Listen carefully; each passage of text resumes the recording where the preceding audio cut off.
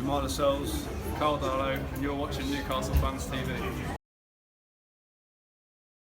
Today, 52,000 packed out St James's Park for the visit of Huddersfield. The prospect of a season in the Championship doesn't seem to have dulled the enthusiasm of Newcastle fans, but it wasn't long before optimism made way for concern, as Anaylsis typified Huddersfield's bold approach in the first half, firing an early warning shot against the post.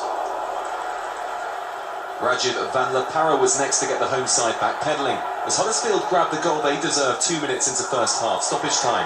Nucky wells off the mark for this campaign, after 17 league goals last season. No Moussa Sissoko in Newcastle's squad after he made clear his desire to leave the club this week, so there was a debut for Mo Diame. His considerable presence forced a handball from Mark Hudson, and Newcastle had a penalty. £10 million signing Dwight Gale saw his less than convincing effort well saved by Danny Ward, but he was powerless to keep out the rebound. Casey Palmer was next to torment Newcastle's vulnerable-looking right-hand side, and his beautifully weighted ball gave Jack Payne a clear-sighted goal. A fine finish to cap a wonderful afternoon for Huddersfield. It was their first win at Newcastle since 1953, and the now familiar boos were loud and clear at full time.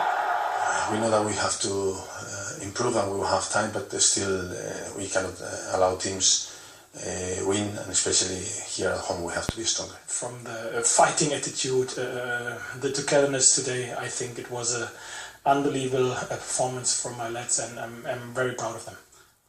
And Huddersfield with their first 2 wins at the start of the season at this level since 1969. And Gary, you'd have to say they deserved the points. They went to St James's Park with a plan.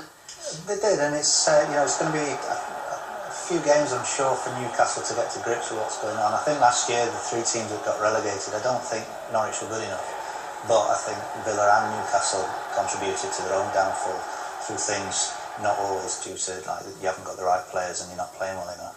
When does it change from being a wake-up call for Newcastle, Alan, to being panic stations? Well, it's a wake-up call after today's game. I think they probably took the Fulham result on the chin a little bit, but they're playing at home, and them fans, we keep talking about the 52,000, but them fans expect that they're going to walk away with this in the Championship, and that was a wake-up call today, and I think they're going to find that the opposition are going to go to St James's and quite enjoy themselves. It's a day out for the opposition, and we both know, as managers, if you can go to St James's and quieten that crowd down, the atmosphere can change and it can come in your favour. That's exactly what Huddersfield did today.